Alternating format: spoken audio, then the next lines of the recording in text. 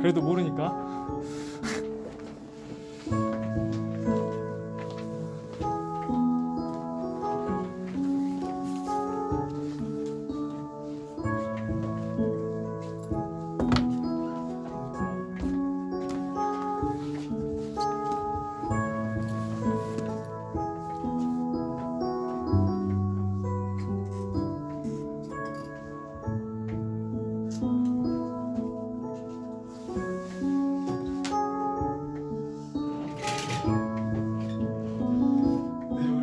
예배 오신 여러분 진심으로 환영하고 축복합니다. 아멘. 네, 너무 귀한 시간, 우리 시간 마음을 정돈하면서 예배자로 나아가길 원합니다.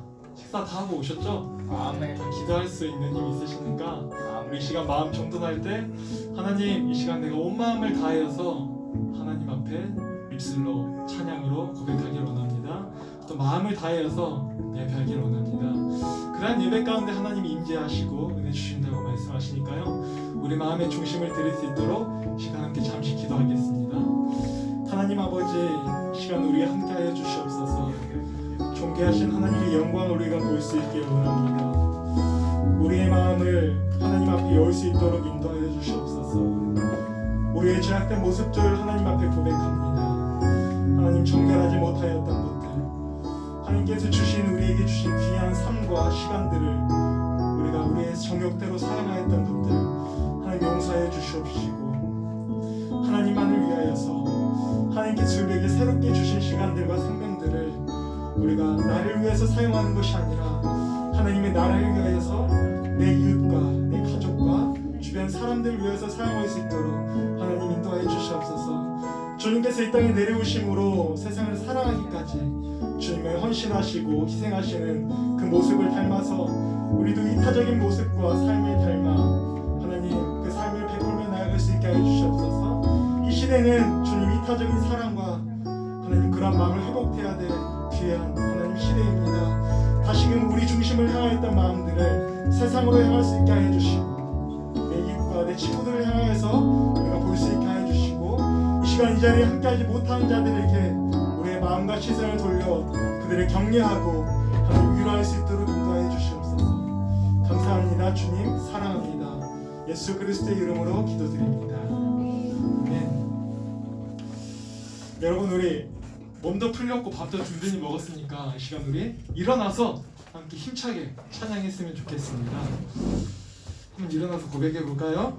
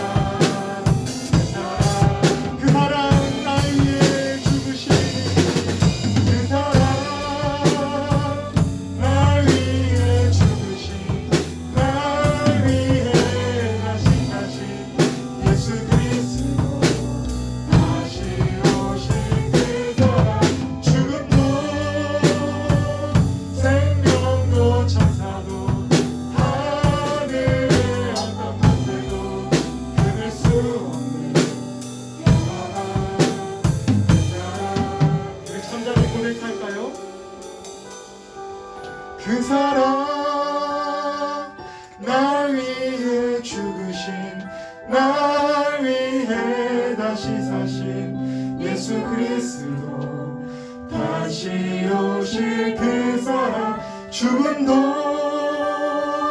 생명도 천사도 하늘의 어떤 권세도 끊을 수 없는 영원한 우리 가슴에 손을 얹고 찬양 한 번 더 고백할까요? 그 사랑 날 위해 죽으신 날 위해 다시 사신 예수 그리스도 다시 오실 그 사랑 죽음도 생명도 천사도 하늘의 어떤 권세도 끊을 수 없는 영원한 그 사랑 예수 영원한 그 사랑 예수 아멘. 거룩하신 하나님 감사합니다. 그 주님의 놀라운 사랑 우리가 주님을 사랑한다고 하지만 사랑을 많이 받는다고 하지만 그게 얼마나 큰 사랑인지 우리가 깨닫지 못하고 있습니다. 우리가 깨닫지 못하기에 아직도 우리가 이렇게 비참하게 살아가고 있습니다. 우리를 불러주시고 자녀 삼아주신 그 사랑을 우리가 날마다 예배 가운데 풍성히 하나님 알아갈 수 있도록 인도하여 주시옵소서. 오늘도 그 귀한 시간이 되길 간절히 소망합니다. 감사합니다. 살아계신 예수님의 이름으로 기도드립니다. 아멘. 이 시간 우리를 대표해서 최경아 자매 기도해 주시겠습니다.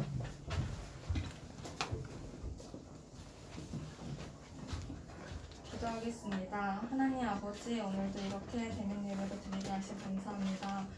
먼저는 지난 한 주간 동안 주님 보시기에 좋지 못했던, 어쩌면 세상 사람들보다 더 세상을 사랑해서 살아간 것들이 있다면 회개하게 하시고, 어려운 마음으로 이 자리에 나온 사람이 있다면 주님께서 그 마음을 만져주세요. 항상 드려지는 예배에 익숙함에 속아 그 소중함을 잃지 않게 하시고, 아침부터 드려지는 예배에 육체는 지칠 수 있을지라도 영적으로는 진정한 쉼을 얻는 예배가 되길 원하오니 성령이 함께 해주세요. 또한 앞서 찬양했던 우리의 입술의 고백들이 거짓이 되지 않길 소망합니다. 약할 때 강함 되시는 주님만 의지하는 청년부 되게 하시고 변함없는 주님의 사랑을 체험하는 삶 살아가게 해주세요. 이 시간 말씀 듣습니다. 전도사님의 입술을 주장하시어 하나님의 말씀을 선포되게 하시고 주님 홀로 영광 받는 시간 되게 해주세요. 듣는 자, 전하는 자 모두 은혜 받는 시간 될 줄 믿사오며 살아계신 예수님의 이름으로 기도드렸습니다. 아멘. 네, 여러분 반갑습니다. 아멘. 네, 감사합니다. 격하게 환영해 주시네요. 우리 옆 사람 보면서 눈으로 인사할까요? 반갑습니다. 네, 오늘 한 주간 잘 보내셨습니까? 네. 아멘. 오늘 여러분과 함께 나눈 하나님의 말씀은요, 누가복음인데요. 누가복음 4장입니다. 신약 성경 누가복음 4장 1절에서부터 13절까지의 말씀입니다. 누가복음 4장 1절에서부터 13절까지의 말씀. 예수님께서 본격적으로 사역을 시작하기 전에, 그쵸, 세례 요한한테 세례를 받고 그 다음에 이제 성령에 이끌려 시험을 받으러 가는 그런 장면입니다. 그래서 예수님의 사역 초기에 인간이 되셔서 받았던 그 시험에 대한 말씀인 것입니다. 한 절씩 저와 교독하도록 하겠습니다. 예수께서 성령의 충만함을 입어 요단강에서 돌아오사 광야에서 40일 동안 성령에 이끌리시며 마귀에게 시험을 받으시더라. 이 모든 날에 아무것도 잡수시지 아니하시니 날수가 다음에 줄이신지라. 마귀가 이르되 내가 만일 하나님의 아들이거든 이 돌들에게 명하여 떡이 되게 하라. 예수께서 대답하시되 기록된 바 사람이 떡으로만 살 것이 아니라 하였느니라. 마귀가 또 예수를 이끌고 올라가서 순식간에 천하 만국을 보이며 이르되 이 모든 권위와 그 영광을 내가 내게 주리라. 이것은 내게 넘겨준 것이므로 내가 원하는 자에게 주노라. 그러므로 내가 만일 내게 절하면 다 내 것이 되리라. 예수께서 대답하여 이르시되 기록된 바 주 너희 하나님께 경배하고 다만 그를 섬기라 하였느니라. 또 이끌고 예루살렘으로 가서 성전 꼭대기에 세우고 이르되 내가 만일 하나님의 아들이거든 여기서 뛰어내리라. 기록되었으되 하나님이 너를 위하여 그 사자들을 명하사 너를 지키게 하시리라 하였고 또한 그들이 손으로 너를 받들어 내 발이 돌에 부딪히지 않게 하시리라 하였느니라. 예수께서 대답하여 이르시되 주 너희 하나님을 시험하지 말라 하였느니라. 함께요. 마귀가 모든 시험을 다한 후에 얼마 동안 떠나니라. 아멘. 오늘 여러분과 함께 나눌 말씀의 제목은요, 인간 대신 예수님의 믿음이라는 제목으로 말씀을 나누고자 합니다. 여러분 히브리서 들어보셨죠? 히브리서 11장은요 믿음의 장이다라고 하는데요. 우리 구약 시대에 있었던 아브라함도 있고 우리가 잘 아는 노아도 있고 다니엘도 있고 여러 사람들이 많습니다. 삼손도 있고요. 그 많은 믿음의 선진들이 믿음의 삶을 살았다. 응답받기도 했고 그렇지 않기도 했지만 그 믿음의 삶을 끝까지 살았다라고 하면서 오늘 그 믿음의 삶을 너희도 여러분도 달려내시길 바랍니다 하고 11장이 우리에게 말해주는 내용인데요. 그 11장 첫 11장을 보면요, 믿음의 좋은 본이 되는 사람들을 계속해서 소개합니다. 그들은 하나같이 보이지 않는 것들을 마치 보이는 것처럼 아직 받지 못한 약속을 이미 받은 것처럼 이 땅에서 삶을 살았던 사람들입니다. 한마디로요, 구약에 살았던 사람들은 우리보다 더 힘든 신앙생활을 했다고 할 수 있을 것 같아요. 왜냐하면요, 계시는 점진적으로 발전하거든요. 예수 그리스도께서 이 땅에 오실 것이다, 우리를 구원하실 것이다. 이게요, 아브라함 때부터 다윗, 그 다음에 예수 그리스도까지 조금씩 발전하잖아요. 내가 온다. 그리고 우리는 그 모든 것을 전반적으로 지금 보고 있단 말이에요. 그가 왔잖아요. 그리고 이제 우리는 그가 오실 것이다만 기다리면 되는데, 이 당시에 살았던 사람들은 그가 올 거다 하는 그 예수님을 아직 보지 못했어요. 근데 그 믿음의 경주를 끝까지 달렸던 사람이에요. 더 힘들지 않았겠어요? 메시아가 온대요. 근데 아직 안 왔습니다. 근데 그것만 믿었어야 됐어요. 근데 우리는 오셨고 오신 분을 믿고 있잖아요. 어때요? 그분들이 더 힘들었겠죠. 근데 그 사람들을 보면요, 아브라함은 보니까 9절에 보니까 믿음으로 그가 이방의 땅에 있는 것 같이 약속의 땅에 거류하며 동일한 약속을 유업으로 함께 받은 이삭 및 야곱과 더불어 장막에 거하였으니, 10절 보니까 이는 그가 하나님이 계획하시고 지으실 터가 있을 성을 바랐음이라. 하나님이 계획하시고 준비하신 것들을 바라보았다고, 기다렸다고 이야기하고 있습니다. 그리고 13절 보니까 이 사람들은 다 믿음을 따라 죽었으며 약속을 받지 못하였으되 그것들을 멀리서 보고 환영하며 또 땅에서는 외국인과 나그네인을 증언하였느니라. 아직 다시 오실 그 메시아를 보지도 않았는데요, 와, 주님의 나라가 온대, 메시아가 온대, 하나님께서 이 땅에 오신대, 그걸 바라보면서 어서 오세요 환영을 했다는 겁니다. 그리고 이 땅에 살아갈 때 내가 갈 본향, 그 땅, 천국을 바라보면서 나그네처럼 살았다는 것입니다. 엄청난 큰 믿음 아닙니까? 우리는 예수님께서 오셨고 함께하고 다시 오실 거라고 해도 우리는 연약해서 함께 하셔도 힘듭니다 라고 고백하는데, 그런 도전을 주고 있다는 것입니다. 어떤 사람들은 하나님이 강하게 하셨다고도 하고요, 전쟁에서 이기게 하셨다라고도 오늘 히브리서에 이야기하고 있는데, 여러분, 하나님께서 여러분의 몸과 마음을 강하게 하실 수 있는 분임을 믿으십니까? 믿으십니까? 아까 우리 찬양도 했잖아요. 약할 때 강함 대신에 고백했지 않습니까? 약할 때 강하게 하실 분인 걸 믿으십니까? 아멘. 그렇다면 여러분, 또 다른 질문을 드려보겠습니다. 여러분, 기독교인으로서 조롱과 손가락질 받을 마음의 준비 되셨습니까? 이건 좀 그런가요? 여러분, 예수님 믿는다고 해서 감옥에 갇힌다면 어떨까요? 내가 예수 믿으면 감옥에 갇힌다. 그쵸, 안 좋겠죠. 감옥은 나쁜 것이죠. 네, 마음이 상합니다. 그쵸? 잘못해서 가면은 뭐 죄값을 받아야겠지만, 죄 없이, 그리고 내 신앙 예수님을 믿는다고 해서 감옥에 간다면 굉장히 마음이 불편하겠죠. 예수 믿는다고 하면, 넌 죽는다라고 한다고 하면 여러분, 목숨을 내어놓을 준비 되셨습니까? 너무 무겁죠. 그런데 우리는 찬양으로는 많이 고백해봤잖아요. 여러분, 그 찬양 기억하시나요? 그리 아니하실지라도 감사해요. 뭐죠? 그 다음 뒤에 주님 뜻을 믿기 때문이죠. 그쵸? 아까 제가 물어봤잖아요. 강하게 하실 분, 여러분이 위로하실 분 믿으십니까? 너무 잘 믿어요. 근데 예수님께서, 하나님께서 여러분 조롱과 손가락질 가운데 여러분을 꺼내주시지 않는다면 믿으시겠습니까? 그리 아니하실지라도 주님 뜻을 믿습니다. 우리는 참 입으로 그런 고백들, 찬양들을 너무 쉽게 하는 것 같아요. 주님 한 분만으로 나는 만족해. 정말 만족해? 아니, 우리는 그렇잖아요. 우리의 찬양들과 우리의 고백들을 되돌아봐야 된단 말이에요. 정말 예수님 믿습니까? 네, 믿어요. 근데 왜 그렇게 살아요? 우리는 우리가 고백하는 것들과 우리 삶을 비춰볼 수 있어야 된다는 겁니다. 우리 스스로 속이는 자가 돼서는 안 된다라고 성경에서 이야기하고 있습니다. 스스로 속이는 자가 되지 말아라. 믿음이 없으면 연약한 자라면 우리는 믿음 없습니다, 연약합니다라고 고백하면 됩니다. 믿음 없다고 연약하도 누가 너 왜 이렇게 믿음 없어? 왜 이렇게 연약해라고 손가락질하지 않습니다. 우리 공동체가 어떤 공동체입니까? 연약한 자들, 믿음 약한 자들 함께 격려하고 우리가 더 믿음 성장하기 위해서 모인 공동체 아닙니까? 다 성장했고 내가 잘 할 수 있으면 여기 올 필요가 왜 있겠어요? 혼자 집에서 신앙생활 선지자처럼 하면 되죠.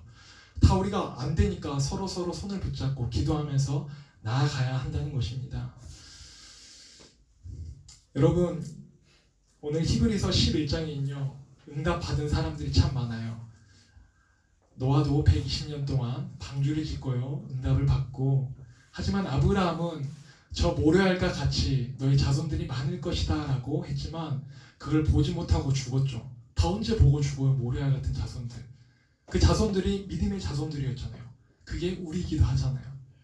그걸 믿고 나아갔지만 또 다른 사람들이 있습니다. 제가 물어봤죠. 손가락질 받는 것, 그 다음에 감옥에 갇히는 것, 목숨을 바치는 것들. 여러분, 이사야 선지자 기억하십니까? 톱으로 찔려 죽고, 선지자 우리아의 칼로 찔려서 죽고, 또 수많은 그리스도인들은 대학살을 당했습니다. 초기 기독교 시작할 때요. 그 다음에 종교 개혁자들은요 화영장에서 불타 죽었습니다. 멀리도 아닙니다. 2000년 전도 아니고요 1500년대 종교 개혁이 일어날 때 그 당시 영국에서요, 그쵸, 카톨릭에서 다낭에서 청교도 신앙을 가지고 다시 신앙으로 돌아가야 됩니다. 알아듣지도 못한 라틴어 성경을 거기 카톨릭에서는 읽어주면서 라틴어로 미사 예배를 드리면서 성도들은 졸고 있고, 알지도 못하는 그 라틴어를 말하는 전도사는 라틴어를 읽고 있습니다. 보내준 대로. 그리고 할렐루야 아멘하고 집에 돌아가는 게 예배였습니다. 근데 그게 예배가 아니잖아요. 지금 종교 개혁자들이 깨어났습니다. 하나님의 말씀은 듣고 이해해야 되는데 그들이 번역을 했습니다. 영어로 번역하자, 각 나라 언어로 번역하자. 근데 당시에는 그게 불법이었어요. 죽음이었어요. 그렇게 드렸으면 죽는 거였어요. 야, 너 그거 잘못했다고 해. 그러면 살려줄게. 제가 이번 방학 때 이제 졸업을 하는데 마지막 청교도 신앙에 대해서 마지막 졸업 이제 수업을 들으면서 그들의 신앙을 되돌아보는 그런 수업을 들었는데 멀리도 아니고 500년 전에 그들은 예수님을 믿는다고 할 때 진짜 목숨을 걸고 믿었구나. 불태워 죽는 오늘의 내 형제가 불타 죽었습니다. 화영장에 오늘 불 붙여가지고 죽는데 소리 지르면서 올바른 것입니다. 여러분 믿음대로 사셔야 됩니다. 여러분 깨어나셔야 됩니다 하고 선포하면서 수많은 사람들이 죽었습니다. 여러분 그런 사람들이요 2000년 전에 뿐만이 아니라 500년 전에도 있었고 오늘 이 시대에도 그런 사람들이 필요하다는 것입니다. 여러분 강하게 하고 승리하게 하는 것만 믿음이 아닙니다. 하나님이 날 강하게 하실 거야, 승리하게 하실 거야 믿어 아멘이 아니라 그리 아니하실지라도 하나님의 뜻을 믿는 믿음도 믿음입니다. 어쩌면 더 중요할지도 몰라요. 그렇게 하실지라도 또는 그렇게 아니하실지라도 그와 같은 동전의 양면과 같은 믿음이 오늘 여기 있는 여러분과 저에게 있기를 소망합니다. 주님께서 그렇게 응답하시는 동전의 한 면이라도 반대로 그렇게 안 하시는 반대면일지라도 우리는 그 믿음을 가지고 양면의 믿음을 가지고 나아가야 된다는 것입니다. 오늘 특별히 11장 히브리서 11장에서는 이 두 가지 믿음을 다 이야기하고 있습니다.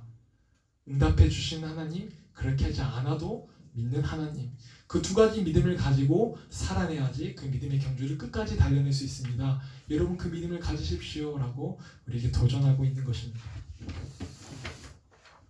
여러분 이것이 히브리서 11장의 믿음에 관한 이야기였다고 하면 12장의 시작은 이렇게 시작합니다. 한번 말씀 볼까요? 한번 여러분 읽어주시겠어요? 시작! 이러므로 우리에게 구름같이 둘러싼 허다한 증인들이 있으니 모든 무거운 것과 우리에게 쉬운 죄를 벗어버리고 이내로써 우리 앞에 당한 경주를 하며. 네, 12장의 시작에는 히브리서의 저자는 이 믿음의 사람들요 구름같이 둘러싼 허다한 증인들이다 라고 표현합니다. 그들을 믿음의 본이다 보다는 그들을 증인이다 라고 우리에게 소개하고 있습니다. 그들의 믿음을 따르는 증인, 증거, 삶을 살았다는 사실에 우리는 주목할 필요가 있다는 거죠. 증인된 삶을 살았다. 그래서 선배들의 믿음의 삶을 이야기하면서 오늘날에 우리가 믿고 바라는 것이 결코 헛된 것이 아니다라는 분명한 증거가 된다고 말씀하고 있습니다. 보이지 않는 것들을 믿고 저들도 끝까지 경주를 달려냈습니다. 그것은 결코 헛된 것이 아닙니다. 오늘 모든 것을 보고 그리스도를 만난 여러분은 그 경주를 끝까지 달려내시기 바랍니다. 이러한 사실은 우리도 그런 삶을 살 수 있다는 동기와 격려가 된다는 것입니다.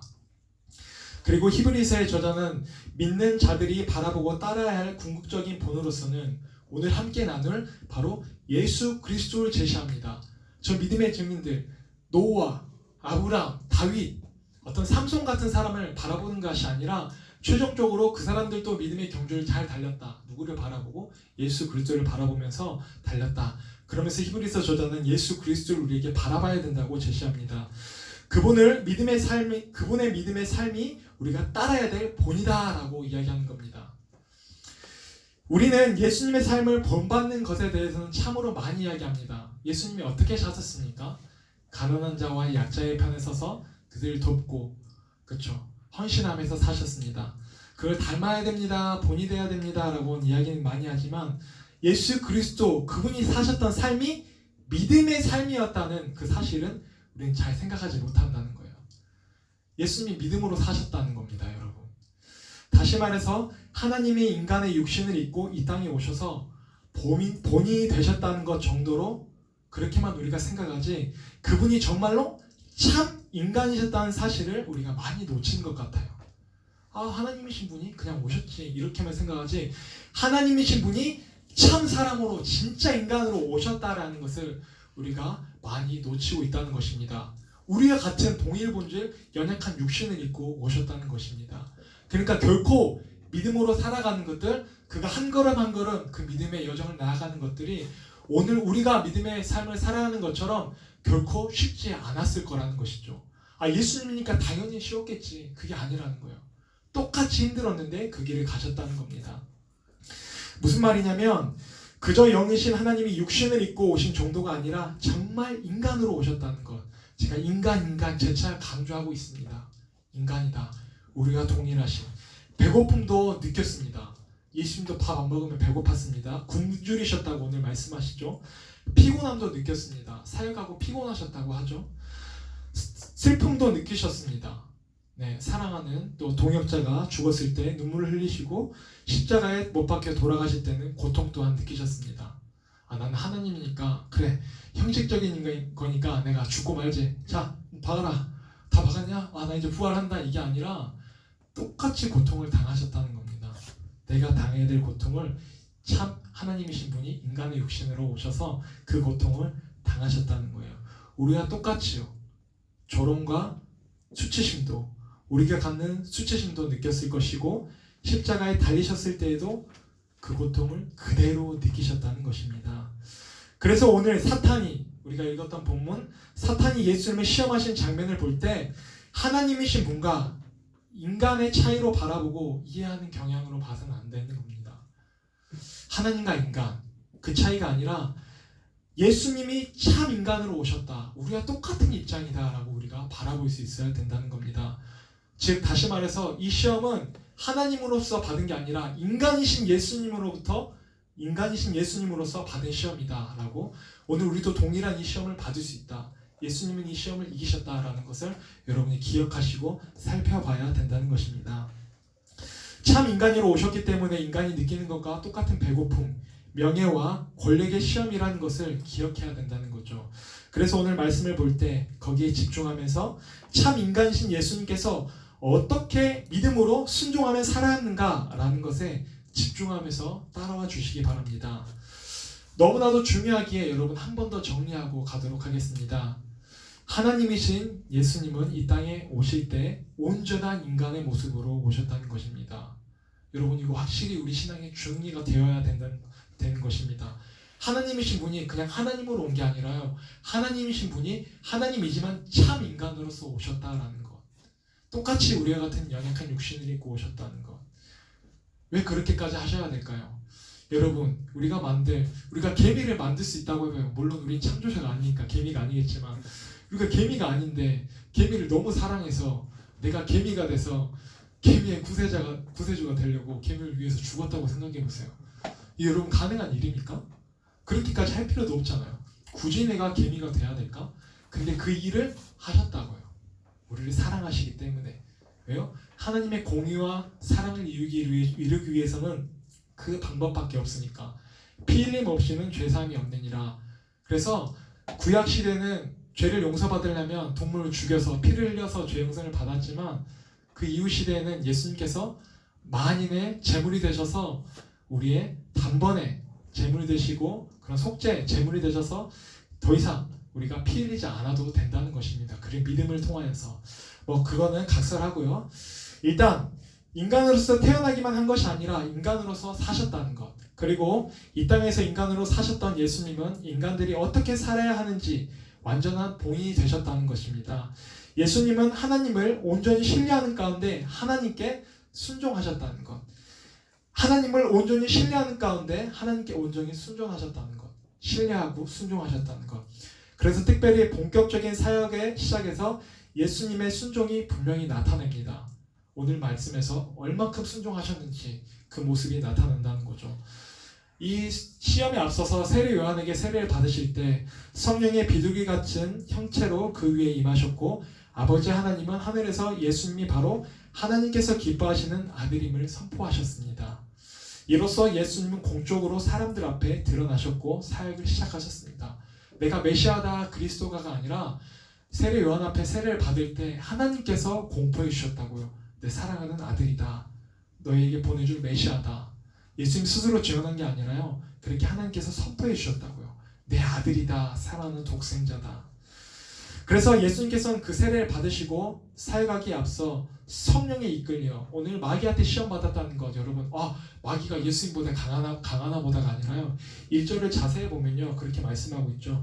예수께서 성령의 충만함을 입어 요단강에서 돌아오사 광야에서 40일 동안 성령에 이끌리시며, 성령에 이끌려 그 길을 시험을 받으셨다는 거죠. 우리에게 본이 되기 위해서. 그리고 그 끝에 사단이 또 예수님을 찾아와 시험한 사건이 오늘 본문인 누가복음 4장에 기록되어 있습니다. 사단은요 오늘 총 3번에 걸쳐서 예수님을 시험하셨고, 이 시험은 믿음에 관한 시험이었다는 것입니다. 이 사건을 통해서 우리는 예수님의 믿음이 어떤 것이었는지를 우리가 한번 생각해 봅시다. 첫 번째, 4장 3절에서 4절까지의 말씀이죠. 마귀가 이르되 내가 만일 하나님의 아들이거든 이 돌들에게 명하여 떡이 되게 하라. 4절, 예수께서 대답하시되 기록된 바 사람이 떡으로만 살 것이 아니라 하였느니라. 사탄의 첫 번째 시험, 돌을 떡으로 만들어 보라는 시험이었습니다. 여러분, 하나님이신 예수님께 주신 그 시험, 뭔가 엄청나고 대단한 시험이어야 되는데 너무 허무하지 않습니까? 돌이 떡이 되게 하래요. 하나님이었으면 이 일이 쉬웠을까요? 어려웠을까요? 너무 쉬웠겠죠. 무에서 유를 창조하시는 분, 무생물에서 생물로 창조하는 건 너무나도 쉬웠다는 거죠. 예수님의 생애를 보면요, 그런데 예수님은 여전히 하나님의 권위로, 하나님으로서 그 권위와 능력들을 보여주십니다. 귀신을 쫓기도 하고요, 죽은 자를 살리기도 하고요, 병든 자를 고치기도 하고요, 오병의 기적을 일으키시도 하면서 많은 기적과 능력을 보여주셨습니다. 하지만요, 예수님은 단 한 번도 예수님 자신을 위해서 그 힘을 사용하지 않으셨습니다. 오늘 그 시험을 한 겁니다. 예수님은 필요한 것에 대해서 하나님의 공급하심에 기대어 살기를 선택하셨습니다. 하나님이 공급해 주시길 원합니다. 그래서 그 공급하는 하나님을 내가 믿습니다. 그 모습을 우리에게 인간 되신 모습으로 보여주셨다는 겁니다. 지금 사탄이 하는 말은 그렇게 하나님의 공급하심으로 살지 말아라 라고 시험하는 거예요.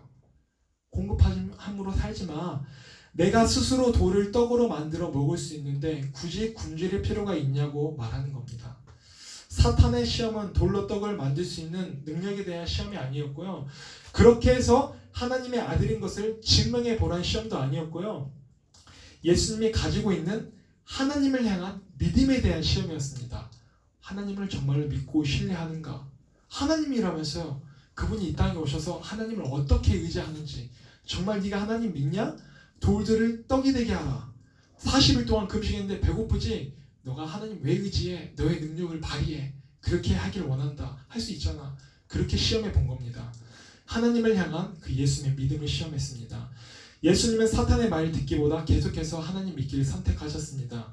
그 순간 돌이 떡이 되지 않았고, 하늘에서 구약처럼 만나가 내리지도 않았고, 여전히 40일 굶주려서 배고파 죽겠습니다. 그런 상황에서 예수님은 여전히 하나님을 믿기를 선택하셨습니다. 사람이 떡으로만 살 것이 아니다, 하나님의 말씀으로 살 것이다. 그 하나님을 의지하는 믿음을 우리에게 보여주셨다는 겁니다. 하나님을 향한 믿음에 대한 시험 통과. 두 번째, 내게 절하라. 5절에서 8절까지의 말씀입니다. 한번 같이 읽어볼까요? 시작.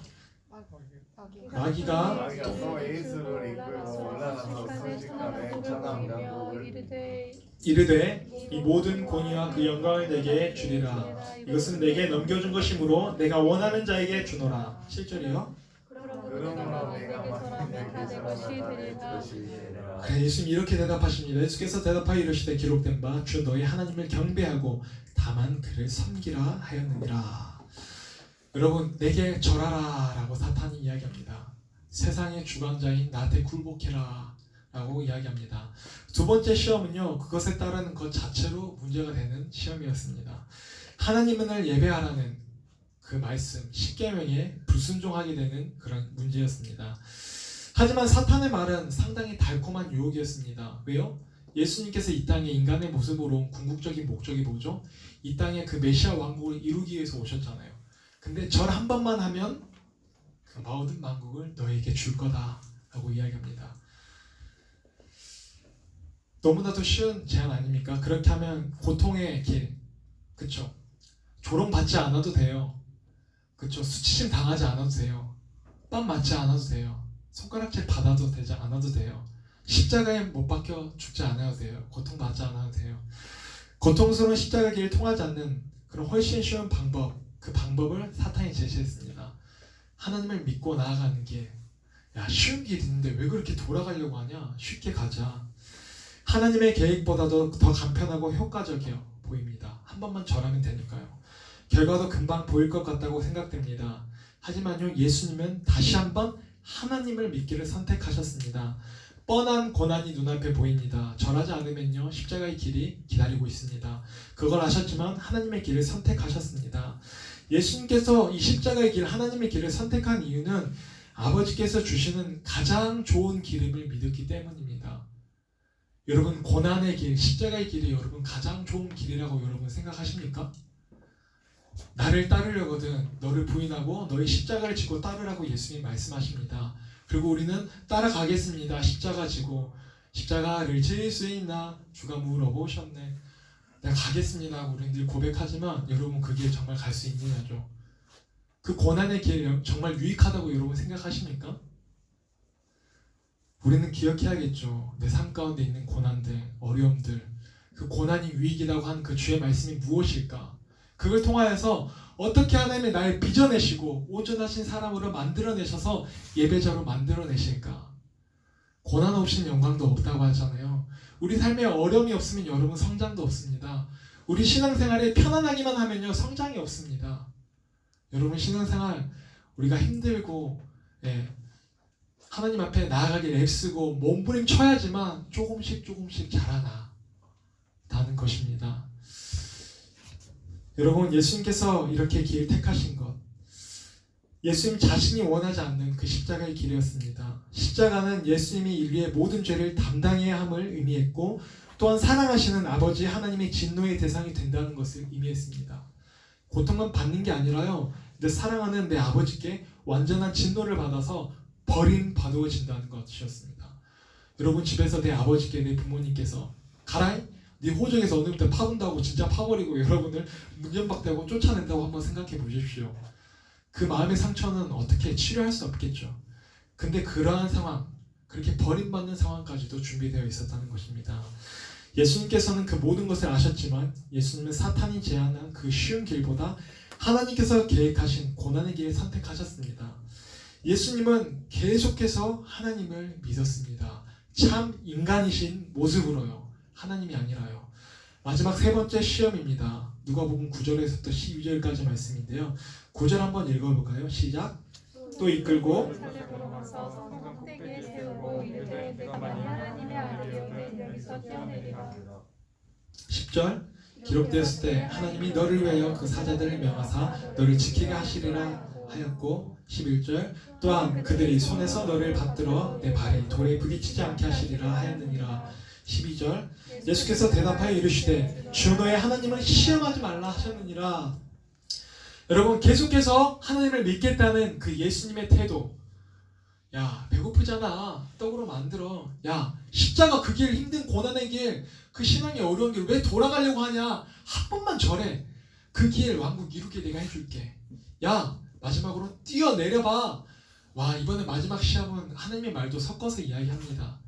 그 하나님의 천사들은 너를 받쳐주고 다치지 않게 할 거야. 그러니까 한번 뛰어내려봐. 네가 하나님의 아들인 걸 증명해봐. 갑자기 이제 그걸 증명해보라고 자존심을 건드립니다. 하나님을 믿는 내가 뛰어내리면 하나님이 보호하시지 않겠느냐. 심지어 여기서 사탄은 성경 말씀도 응용한다고 했죠. 어떤 문제도 없어 보이는 제안을 합니다. 성경 말씀 갖고 하나님의 살아계심을 증명할 기회다. 그러니까 한번 뛰어내려봐.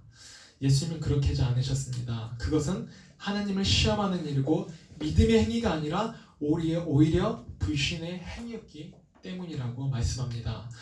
하나님께서 이렇게 하시면 믿겠습니다. 우리는 그런 마음 기도를 하기도 하죠. 가끔 하나님 이거 해주세요, 저거 해주세요. 그러면 믿어보겠습니다. 하나님이 나에게 뭘 해주시면 믿어보겠다는 것은요, 기브 앤 테이크 신앙인 것이죠. 그러한 태도는요, 믿음보다는 불신에 가깝습니다. 그 안에 자리 잡고 있는 것이 불신이라는 증거이기도 하죠. 하나님인 걸 증명해 보이세요. 보여주세요. 내 눈앞에 이루어주세요. 그러면 내가 하나님임을 증명되었으니까 믿어볼까요? 볼게요. 이렇게 우리가 불신의 모습을 보여준다는 겁니다. 그래서 예수님은 그 불신의 모습이 아니라, 증명하는 것이 아니라 불신보다도 다시 한번 마지막까지도 하나님을 믿는 믿음을 선택하셨습니다. 여러분, 우리가 가져야 하는 참 믿음도 이러한 것입니다. 아무것도 준 것도 없는 그런 죄인인 나를 하나님 앞에 내가 아무것도 드린 게 없습니다. 여러분, 교회 와서 하나님께서 여러분을 구원해 주시고 여러분 자녀 삼아 주셨다고 했는데, 여러분 하나님 앞에 여러분이 드린 거 있습니까? 잘한 거 있습니까? 아무것도 드린 거 없이 그냥 와서 예배 드렸는데, 하나님을 믿는다고 고백했는데 나의 죄를 고백했더니 주님께서 나를 자녀 삼아 주셨다고 그렇게 말하는 것입니다. 나를 아무 조건 없이 독생자이신 그 예수님의 목숨을 내어주시면서까지 사랑하셨기 때문에 내가 믿습니다 라고 우리는 고백하는 것입니다. 우리에게 이러한 믿음을 선물로 받는 은혜가 있기를 소망합니다. 하나님 이거 해주셔서 내가 믿는 게 아니라요, 아무것도 준 것 없는 나를 불러주셔서 나를 사랑하시고 자녀 삼아주신 그 은혜에 내가 너무나도 감사해서, 하나님 그 믿음 또한도 내가 믿은 것이 아니라 선물로 주셨다고 주님 말씀하셨기에, 하나님 그 은혜가 충만하기에 내가 주님 앞에 나아갑니다 라고 우리는 기도할 수 있어야 될 것입니다. 여러분, 구약에서는요 참 복과 저주가 확실하죠. 신해산 언약에서 너희가 내 말을 지키면 복을 얻을 것이고 내 말을 지키지 않으면 저주를 받을 것이다. 이게 신해산 언약이라고 하는 것인데요, 하나님과 언약을 하는 거예요. 약속을 하는 거예요. 약속해줘. 이렇게 해서 약속한 거예요. 경화자매, 우리 다음 주 1시 반에 찬양팀 연습이 있는데 드리면 안 됩니다. 약속합니다. 이렇게 했어요. 네 알겠습니다 하면 이게 언약인 거예요. 구약에서는 그렇게 약속하는데 구약 백성들은 안 지켜버렸습니다. 그래서 금송아지 우상을 만들면서 그 언약이 한번 깨져버렸습니다. 그리고 신명기에 가면요, 하나님께서 한 번 더 기회를 주셔요. 모세가 그 십계명 돌판을 깨버렸잖아요. 야 이거 파기된 거야. 내가 40일 동안 그 계명을 받아왔는데 우상을 섬기지 말고 하나님을 예배하라고 했는데, 와 내려와 보니까 우상을 섬기고, 와 이거 완전 박살났네. 이 약속해줘. 깨져버렸다. 첫 번째 약속이 깨졌어요. 두 번째 약속, 하나님이 말씀하십니다. 모세야 다시 돌판 가지고 와. 십계명 다시 써줍니다. 그러면서 하나님께서 말씀하십니다. 돌아와라. 그러면 내가 너희에게 돌아가겠다. 한 번 더 기회, 한 번 점진적으로 발전해서 주신 거죠. 여러분 돌아오십시오. 그러면 여러분 내가 여러분에게 가겠습니다.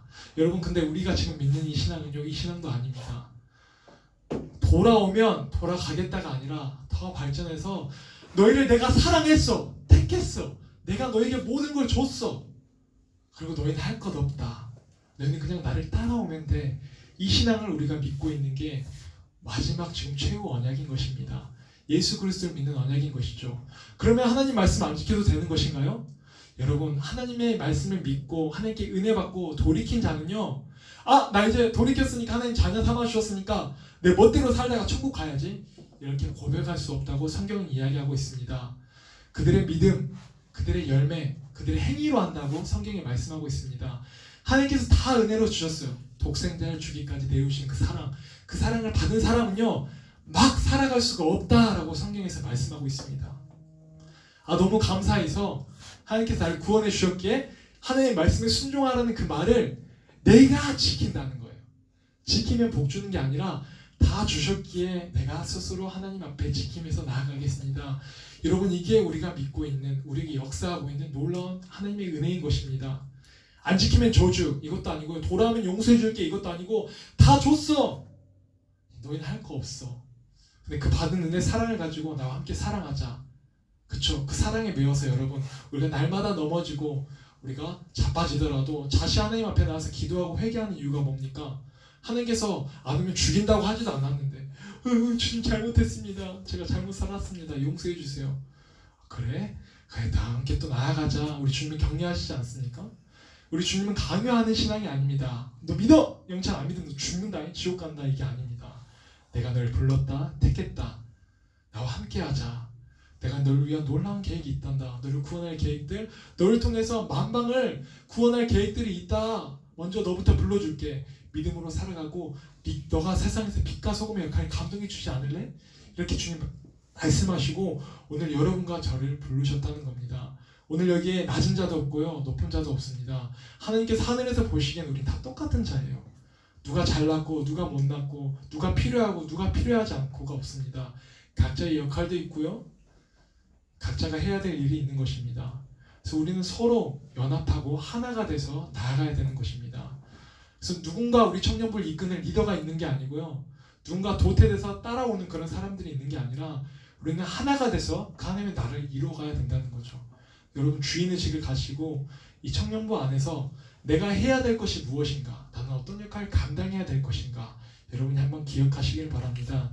여기까지 정리하면 사탄은 총 3번의 시험을 통해 사탄은 예수님께서 하나님을 믿지 말라고 했다는 사실을 우리가 볼 수 있습니다. 그것이 가장 좋은 것이 아니라면 더 좋은 것들을 제안해 줬습니다. 하지만 예수님은 계속해서 하나님에 대한 믿음을 선택해 보여주셨습니다. 여러분, 첫사람 아담과 하와의 경우도 비슷한데요, 그들에게도 사탄은 하나님을 믿지 말라면 더 좋은 것이 있다고 제안했습니다. 뱀의 모습으로. 야야야, 먹어?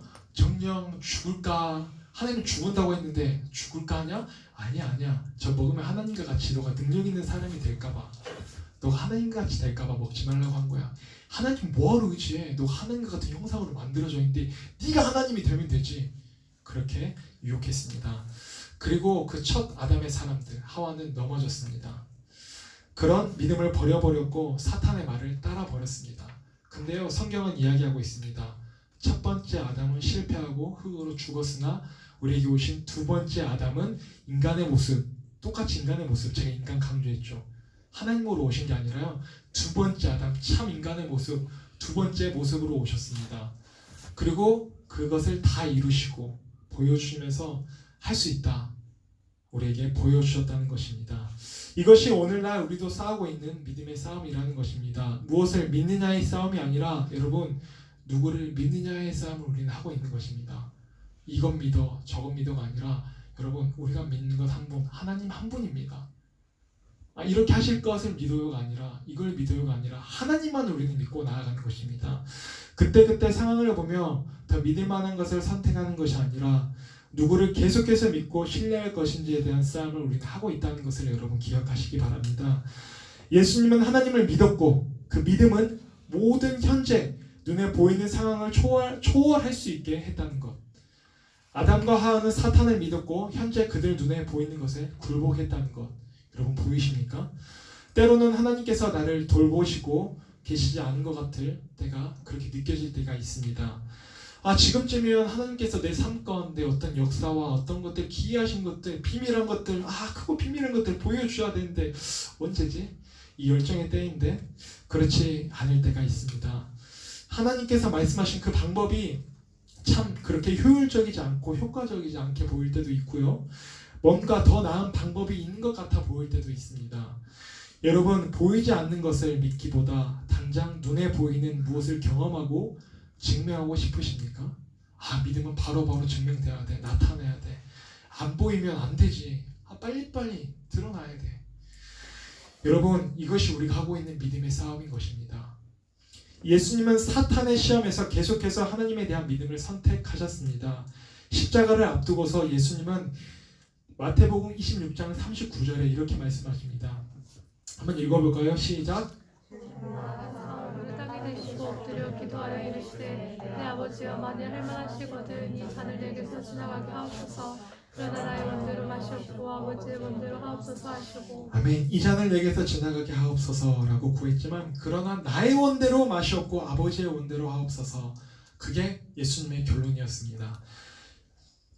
십자가에 돌아가실 때도 이렇게 고백합니다. 누가복음 23장 46절에 아버지 내 영혼을 아버지 손에 부탁합니다 라고 기도하셨습니다. 여러분, 믿음이라는 것은요 결국에는요 계속되는 신뢰인 것입니다. 한 번 믿고 끝나는 것이 아니라 끝까지 신뢰하는 게 믿음이에요. 하나님 믿었으니까 땡이 아니라요, 오늘 여러분이 믿고 나아가는 그 하나님, 구원의 하나님을 오늘도 이 문제 가운데, 이 고난 가운데, 이 역경 가운데 믿고 신뢰하면서 극복해 나아가는 게 믿음의 여정이라는 것입니다. 다 알지 못하고 보지 못해도 하나님은 믿을 만한 분이시기 때문에 우리는 하나님을 믿고 있는 것입니다. 그렇죠? 믿음이라는 것, 우리의 삶을 보면요 믿음이라는 그 본래 의미가 참 희석되죠. 보면 옆에 사람 한번 보시겠어요? 믿을 만한 사람인가요? 아니에요? 한 10,000원 꺼달라 해도 약간 갚을까? 그쵸, 우리 옆사람, 우리 누군가는 세상에 있는 것은 어떤 것도 믿을 만한 존재가 되지 못하는데 성경에 대한 하나님을 우리가 믿는 믿음, 우리가 왜 그렇게 기독교인들은 뭐가 하나님을 왜 믿는 것일까? 성경에서 보면요 하나님이 약속하셨고 그 약속을 신실하게 계속 이루어 가십니다. 약속을 깼던 건 우리예요. 그 약속을 파기했던 건 우리예요. 근데 하나님 그 약속하셨기에 계속해서 이루어 가십니다. 왜요? 우리를 사랑하니까. 깨도 기회를 주시고 깨도 기회를 주시고, 에이 너희는 안 되겠다, 그러니까 예수님을 보내주고 그분을 바라봐라, 그분을 믿기만 하면 너희가 구원받는다, 너희 공로 따윈 필요 없어, 믿기만 하면 돼, 물리적 장벽 같은 거 아무도 없다, 너희가 그냥 믿으려고 믿기만 하고 걸어 나오기만 하면, 마음의 문을 열기만 하면 구원받을 수 있다 라고 주님이 우리에게 약속하시고 보여주신다는 것입니다. 여러분, 예수님은요 그런 하나님, 선하신 하나님, 약속을 신실하게 지킨 하나님을 믿었고요 보여주셨습니다. 우리도 그 하나님을 믿어야 되는 것입니다. 예수님은요 그 믿음의 결국 보상을 받으셨습니다. 빌립보서 2장 9절에서 11절까지의 말씀인데요, 예수님이 그 믿음의 보상을 어떻게 받으셨나? 시작. 이러므로 그를 지극히 높여 모든 이름 위에 뛰어난 이름을 주사. 10절. 땅 아래 있는 자들과 땅 아래 있는 자들로 모든 무릎을 예수의 이름하에 꿇게 하시고, 다 예수 앞에 굴복하게 했어요. 11절. 없어요? 죄송해요. 모든 입으로 예수 그리스도를 주라 시인하여 하나님 아버지께 영광을 돌리게 하셨느니라. 그 영광을 받게 하셨다는 겁니다. 모든 이름 위에 뛰어난 이름을 주시고 그 이름으로만 구원받을 이름을 주셨고 그 이름 앞에 모든 사람들이 무릎 꿇게 하셨습니다. 다 주인이잖아요.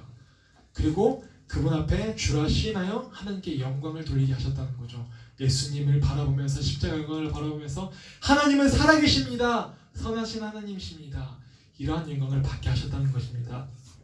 하나님께서 예수님께 이러한 믿음을 보상하셨듯이 우리의 믿음에도 하나님은 보상하실 것입니다.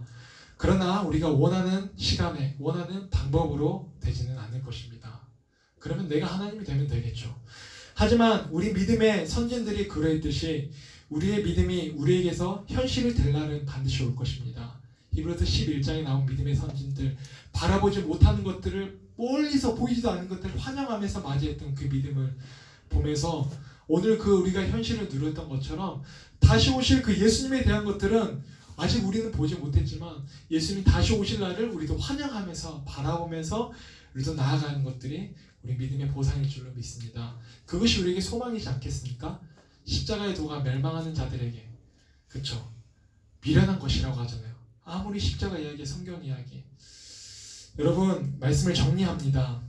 하나님의 본체이신 예수님께서 자기를 비우면서 모든 영광과 능력과 수고를 감수하시면서까지 인간의 모습으로 오신 이유는 우리를 이처럼 사랑하시기 때문이었습니다. 우리가 믿음 생활 가운데 가져야 할 여러분 마음가짐이 있습니다. 그것은 초조해야 하고 조급해야 하지 않는 가운데요. 마음을 좀 우리 내려놓고요. 계속해서 모든 일을 이루시는 선하신 하나님을 믿고 기다리는 것입니다. Yes or No가 아니라요. 우리 웨이트하는 하나님도 우리가 바라볼 수 있어야 되는 것입니다. 사탄은 언제나 기다리지 말라고 합니다. 네가 해. 세상도 그것을 어리석은 일이라고 말합니다. 바보 같은 짓이야. 우리 눈앞에 보이는 상황도 내 믿음과는 다르게 펼쳐집니다. 현실은 아닌데. 그러나 여러분, 그러한 순간마다 우리가 믿는 믿음의 대상이 누구인지 기억하고 생각하시기를 원합니다. 우리의 믿음이 여기서 흔들린다는 거죠. 사탄의 시험 앞에, 세상 앞에, 내 믿음 앞에 주어진 현실 앞에 우리가 그렇게 흔들릴 때마다 그 주어진 상황과 사람들을 바라보는 것이 아니라 언제나 선하게 그 약속을 이루셨고 반드시 이루실 그 선하신 하나님을 바라보신다면 우리의 마음을 다시 한번 붙잡고 조급해하고 초조해하지 않으면서 우리는 기다리면서 나아갈 수 있을 것입니다. 여러분, 우리의 믿음의 대상은 나의 능력과 지식도 아니라는 것 우리 한번 고백하면서 나아갑시다. 우리의 부모님도 믿음의 대상이 아니고요. 어떠한 도움을 줄 수 있는 나의 인맥도 믿음의 대상이 아닙니다. 예수님께서도 그러하셨듯이 우리의 믿음의 대상은 전능하신 창조주 하나님이십니다. 천지를 창조하시고 아직도 이끌어 가시고 마지막까지 이끌어 가실 그분이십니다. 여러분, 오늘 말씀에서 예수님의 믿음으로 하나님을 믿는 그 믿음의 본을 보이신 것을 따라가는 것도 그리스도인에겐 중요합니다. 아, 예수님께서 참 인간의 모습으로 그 믿음의 본을 보이셨구나. 나도 그러한 믿음을 따라가야겠다. 하나님 바라보면서. 그것도 참 중요한데요. 그러나 더욱 중요한 것은 첫 아담의 실패를 예수님께서 인간의 육신으로 오셔서 다시 회복시켜 주셨다는 겁니다. 실패했던 우리의 비참한 인생을 회복시키시고 성공해 주셨고 그 부활의 첫 열매가 되셨고 그를 바라보고 믿는 우리에게 두 번째 열매가 될 것이다 라고 우리에게 말씀하고 있습니다. 그래서 주님은 참 포도나무고 우리는 가지라고 있으니까 예수님 앞에 딱 붙어 있으면 됩니다. 이렇게 보면 때 가지처럼 붙어 있으면 우리는 그 열매를 맺을 수 있게 된다는 것입니다. 고린도전서 15장 47절에 이렇게 말씀합니다. 첫 사람은 땅에서 났으니 흙에 속한 자이거니와 둘째 사람은 하늘에서 나셨느니라. 한 절 넘어갔어요. 49절에 우리가 흙에 속한 자의 형상을 입은 것 같이 또한 하늘에 속한 이의 형상을 입었느니라. 우리가 아담의 형상을 입어가지고요 죄된 모습으로 그 형상의 죄의 유전 DNA는 벗어낼 수가 없습니다. 어떻게 하면 죄 안 짓고 살아갈 수 없을까? 없다고 성경은 말합니다. 그러면서 예수 그리스도를 바라보면서 새로운 피조물로 새 사람을 입고 예수님을 바라보면서 나아갈 때만 그 싸움을 능히 헤쳐나갈 수 있다고 말씀합니다. 결국의 결론은 예수님 없이는 하나님 없이는 우리는 살아갈 수가 없는 존재이다 라는 것입니다. 하나님 없으면 안 됩니다. 하나님 없으면 안 됩니다. 여러분, 우리의 신앙은 이제 막 죄인임을 자각한 어린아이의 신앙에 불과합니다. 아, 나 예수 믿고 신앙의 연수가 쌓였으니 난 크리스천이고 성장한 청년이구나 라고 생각하지 마시고요. 이제 난 막 죄인임을 깨닫고 이제 막 자각한 어린아이이구나 라고 생각하시고 늘 주님의 은혜와 도우심을 구하면서 살아갈 수 있는 우리 청년 여러분이 되기를 간절히 소망합니다. 우리 그러면서 참 인간 대신 예수 그리스도의 그 믿음의 본 대신 그 모습들을 바라보면서 나아갈 수 있었으면 좋겠습니다. 우리 시간 함께 찬양하면서 나아갈 텐데요. 우리 아버지 사랑 내가 노래 그 찬양 우리 함께 고백하면서 나아가도록 하겠습니다.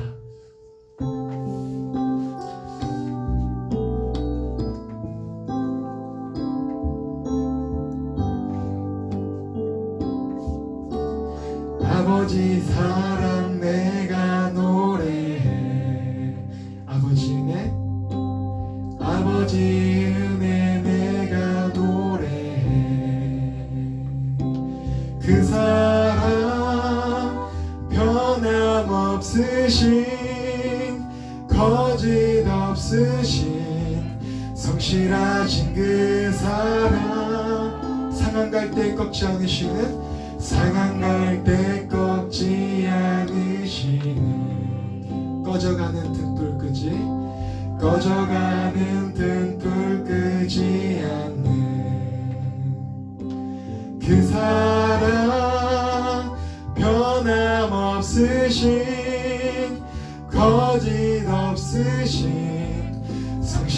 하신 그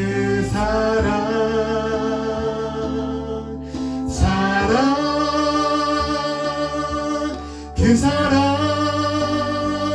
날 위해 죽으신 날 위해 다시 사신 예수 그리스도 다시 오실 그 사랑 죽음도 생명도 천사도 하늘의 어떤 곳에도 끊을 수 없는 영원한 그 사랑 한 번 더 고백할까요? 그 사랑 날 위해 죽으신 그 사랑 날 위해 죽으신 날 위해 다시 사신 예수 그리스도 다시 오실 그 사랑 죽음도 생명도 천사도 하늘의 어떤 곳에도 끊을 수 없는 영원한 그 사랑 예수 영원한 그 사랑 예수 거룩하신 하나님 아버지 감사합니다. 참 인간의 모습으로 이 땅에 오셔서 그 수치심과 조롱과 맞으심과 피 흘리심과 고통과 눈물을 다 겪으신 하나님 아버지 하나님 우리는 그 주님의 길을 믿는다고 하면서 십자가를 짊어지겠다고 하면서 손가락질 하나 조롱 하나 감당하지 못합니다. 감옥에 갇히는 것은 더욱 감당하지 못하고요 내 목숨을 걸 수는 더욱 없습니다. 하나님 이것이 우리의 믿음의 현 주소입니다. 주님을 사랑하여서 주님이 목숨을 달라고 하지 않았는데도 불구하고 그 목숨을 내어준 수많은 제자들과 믿음의 선진들 종교개혁자들의 뒤 아니 우리 믿음의 선배들 한국교회 초기 선배들의 그 모습들 하나님 우리가 그 모습을 회복하길 원합니다. 그들은 참 하나님의 사랑을 누렸고 하나님이 누구신지 그들은 바라보았습니다. 그리고 자기가 어떠한 존재인지 바라보았습니다. 영광의 하나님 죄인된 우리의 모습을 바라보면서 우리의 비참한 인생을 돌아보고 하나님의 놀라운 사랑을 경험함을 통하여서 그 모든 삶을 주 앞에 헌신하면서 나아갔던 그런 삶을 우리가 가질 수 있기를 주를 소망합니다. 하나님 모든 예배 가운데 하나님을 알기를 힘써 알게 하시고 많이 알아갈 수 있게 도와주시고 머리로 알아가는 것이 아니라 삶을 통하여서 경험을 통해서 알아갈 수 있게 주님 도와주시옵시고 사랑을 누릴 수 있게 하시고 그 풍성한 사랑으로 인하여서 내 마음 가운데 깊이 뿌리 박힌 하나님 죄악들 두려움들 물리칠 수 있게 하나님 도와주시옵소서. 더 이상 내 힘과 내 의지와 내 능력으로 오늘도 다짐함으로 믿음의 삶을 나아가는 것이 아니라 주님을 더욱 사랑하는 마음과 주님을 바라보는 믿음을 가지고 주님 나아갈 수 있도록 주님 인도하여 주시옵소서. 주님만 바라보며 나아갑니다. 신실하신 하나님만을 바라보며 나아갑니다. 하나님 오늘 우리 삶에서 구원하여 주시고 그 주님의 사랑으로 풍성한 사랑으로 인도하여 주시옵소서. 그러한 사랑을 누릴 수 있는 우리 공동체가 될 수 있기를 간절히 소망합니다. 오늘 우리 예배 가운데 우리 모든 청년들의 삶 가운데 함께 하실 살아계신 예수 그리스도의 이름으로 기도드립니다. 아멘. 감사합니다. 광고 말씀 드리도록 하겠습니다. 네, 주보를 참조해 주시고요. 네, 우리 예배 회복을 통해서 삶의 회복에 있기를 소망합니다. 예, 다음 주 예배는요 청년부 주간 예배로 드려지는데요. 우리 명절 때 다 어디 못 가잖아요. 다냥 집에서 푹 쉬시다가 우리 주일 오후 청년부 주간 예배 때 2층에서 함께 예배 드렸으면 좋겠습니다. 그래서 청년부 주간 예배를 맞이해서 우리 내 삶을 깨트립니다라는 우리 특성을 준비하는데요. 준비하는 데는 제가 선정을 했습니다. 왜냐하면 그 예수님 발에 향유 옥합을 깨트린 그 마리아의 그 신앙에 대한 찬양을 그런 설교를 하기 위해서 또 제가 준비했는데요. 여러분 이 찬양을 한 주간 우리가 또 준비하고 또 묵상하면서 그 마리아가 왜 예수님 앞에 그 향유를 부었을까, 어떠한 믿음이었을까 우리가 생각하면서 준비하면 이번 우리 주간 예배가 더 은혜로운 예배가 될 수 있을 것이라고 생각합니다. 그래서 이 예배 후에는요 우리 팀 모임 없이 우리 여기 앞에서 특송 연습이 있도록 하겠습니다. 네, 모든 광고 마치도록 하고요. 우리 주기도문으로 오늘 청년부 예배 마치도록 하겠습니다. 하늘에 계신 우리 아버지여, 이름이 거룩히 여김을 받으시오며 나라가 임하시오며 뜻이 하늘에서 이루어진 것 같이 땅에서도 이루어지이다. 오늘 우리에게 일용할 양식을 주시옵고 우리가 우리에게 죄진 자를 사하여 준 것 같이 우리 죄를 사하여 주시옵고 우리를 시험에 들게 하지 마시옵고 다만 악에서 구하옵소서. 대개 나라와 권세와 영광이 아버지께 영원히 있사옵나이다. 아멘.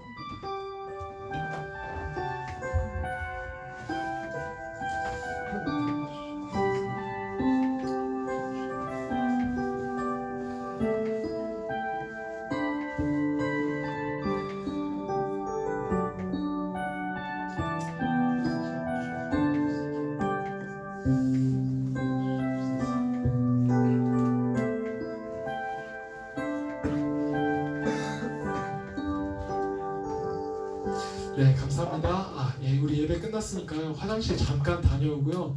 5분 쉬었다가 그 찬양 한번 틀어주시겠어요? 내 삶의 깨트립니다. 한번 들어보시고 우리 연습하도록 하겠습니다.